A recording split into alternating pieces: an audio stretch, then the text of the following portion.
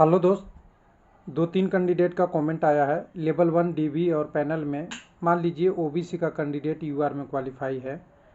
हो सकता है ओबीसी की जगह पे एसटी, एसटी, ईडब्ल्यूएस भी हो, या कम्युनिटी का कैंडिडेट है। डीबी मेडिकल फेल हो जाता है, या तो अब्सेंट हो जाता है या फेल हो जाता है या कोई डॉक्यूमेंट पूरा नहीं दे पाता, तो वह सीट किसको मिलेगा, यूआर को या ओबीसी को? तो देखिए, एक सिंपल सा सवाल है, इसमें कोई कन्फ्यूजन नहीं होना चाहिए। यूआर में जो भी कैंडिडेट क्वालिफाई है ट्रीटेड एड यूआर है, इसमें कोई कन्फ्यूजन नहीं होना है, चाहे वो जनरल का है और चाहे वो कम्युनिटी का है।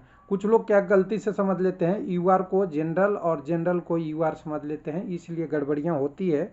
यूआर मतलब सीधी सी बात होती है अनरिजर्व, और अनरिजर्व में कोई क्वालिफाई करता है तो उसके बदले वही रिप्लेस होगा, कोई गारंटी नहीं है।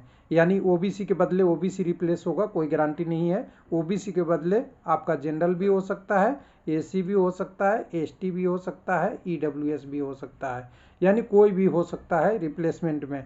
बशर्ते कंडीशन क्या होती है, ध्यान दीजिएगा, उसने एज बेनिफिट नहीं लिया है, और दूसरी जो कंडीशन है कि उसने कट ऑफ उसका क्लियर किया हो और उसकी पैनल का सेटलमेंट में उसका नंबर बारी आता है। यानी सीधी सी बात बोले, मैं नंबर एक एग्जांपल ईसीआर वाला पटना वाला लेना चाहूँगा थोड़ा सा एक आपको समझाने के लिए कि देखिए, यहाँ पे आप थोड़ा सा ध्यान से देखेंगे, ये कट ऑफ जो गया है यूआर का 69 गया है। यानी जितने भी यूआर में क्वालिफाई कैंडिडेट हैं उनका नंबर जितने, तो वो पता ही है, वो तो कन्फ्यूजन नहीं होना चाहिए आपको। जितने की बात करेंगे तो 1313 कैंडिडेट है, जिसमें आपका 145 और ये सब कैंडिडेट हैं। 1313 कैंडिडेट अगर क्वालिफाई है यूआर में, तो यूआर में से अगर कोई भी कैंडिडेट फेल होता है तो नंबर कट ऑफ क्या होगा, ये 69.65। यहाँ पे ध्यान दीजिएगा, एक नंबर कम होता है। मान लीजिए कि एक कैंडिडेट कम होता है, ऐसे तो बहुत ज़्यादा होंगे, तो 69.65576 पे ही अगर कोई दूसरा कैंडिडेट रहेगा उसका मौका मिलेगा। उसकी कोई क्राइटेरिया नहीं है कि ओबीसी होगा, एससी होगा, एसटी होगा, ईडब्ल्यूएस होगा या जनरल होगा। जिसका नंबर होगा वो कैंडिडेट क्वालिफाई करेगा।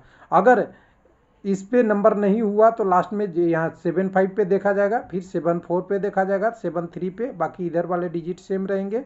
ऐसे ही घटाते हुए देखा जाएगा कि जिसका नियरेस्ट नंबर है उसको लिया जाएगा, ना कि ओबीसी, एससी, एसटी का। यानी यूआर की वैकेंसी को आप सबसे सेपरेट मानिए। यूआर मतलब अनरिजर्व है। अनरिजर्व के वजह में कोई भी कैंडिडेट आएगा जो एलिजिबल होगा, एज बेनिफिट नहीं लिया हो, ओबीसी, एससी, एसटी का, और क्राइटेरिया फुल करता हो इस कटअप का, उसको लिया जाएगा। तो कोई कंफ्यूजन नहीं रखना है आपको। हाँ, कुछ लोग कहते हैं कि पहले ही ओबीसी में आ गए हैं उनको लेगा क्या? तो देखिए, लेना डायरेक्ट नहीं होता है, काउंट करना होता है कितने कैंडिडेट ओबीसी में गए। ओबीसी में जो कैंडिडेट हैं, ओबीसी की कोटा जितना है 27% वो मिलना चाहिए, एसी का जितना है, एसटी का जितना है, ईडब्ल्यूएस का है 10%, वो मिलना चाहिए। वो उसके बदले कौन सा कैंडिडेट आ रहा है इतना ज़्यादा मैटर नहीं करता, कोटा ये मैटर करता है कि इतनी कैंडिडेट होनी चाहिए। कुछ लोगों का रहता है कि ऑलरेडी पैनल में चला गया तो वो कैंडिडेट दूसरे में जाएगा क्या? तो देखिए, ज्वाइनिंग हो जाने के बाद बहुत सारी चीज़ें चेंज नहीं होती, लेकिन ज्वाइनिंग के बदले उस कोटा का कैंडिडेट कम्युनिटी का वही होगा, यूआर में कोई भी क्वालिफाई करेगा। यानी यूआर में जो एलिजिबल कैंडिडेट होगा उसको काउंट कर लिया जाएगा कि वो काउंट कर गया है। पहले कम्युनिटी में एससी में था, एसटी में था, ईडब्ल्यूएस में था और या ओबीसी में था, वो क्वालिफाई यूआर में कर गया है। इसके स्थान पे एक यूआर का पोस्ट खाली, ओबीसी का पोस्ट खाली हुआ, एससी का हुआ, एसटी का हुआ या ईडब्ल्यूएस का हुआ। यूआर वाला क्वालिफाई या जनरल वाला करा गया तो कोई दिक्कत नहीं है। कुछ लोग कह रहे हैं जनरल के पक्ष में नहीं है, तो मैं बता दूं कि जनरल में मान लीजिए किसी कम्युनिटी में चले जाइए, किसी भी पोस्ट में जाइए, पीटी क्वालिफाई कैंडिडेट बहुत कम है। यानी पीटी क्वालिफाई कैंडिडेट अब लिमिटेड बचे हुए हैं, कुछ ही बचे हुए हैं जो कह सकते हैं कि डॉक्यूमेंट वेरिफिकेशन का अगर सारा प्रोसेस निकाल दें तो देखिए, पटना में मात्र 166 कैंडिडेट है जो पीटी क्वालिफाई है जनरल कम्युनिटी से। ये समझिए बहुत कम है, जबकि ओबीसी में आपको 1200, 1124 दिखेगा। 300 उससे ज़्यादा तो ईडब्ल्यूएस में 383 है, उससे ज़्यादा आपको 243 आपका एसटी में है और 424 एससी में है। तो जनरल में बहुत कम लोग हैं, जनरल में शिफ्टिंग हुई है कम्युनिटी का, इसलिए ऐसा लग रहा है। दूसरा लोगों का क्वारी वही पैनल वाला फिर से बार बार आ रहा है कि गोरखपुर का भी पैनल आ जाएगा क्या 31 तक? तो देखिए, 31 तक कुछ ना कुछ पैनल सभी, मैं तो बोला हूँ 16 आरआरसी, तो 16 आरआरसी में गोरखपुर भी है।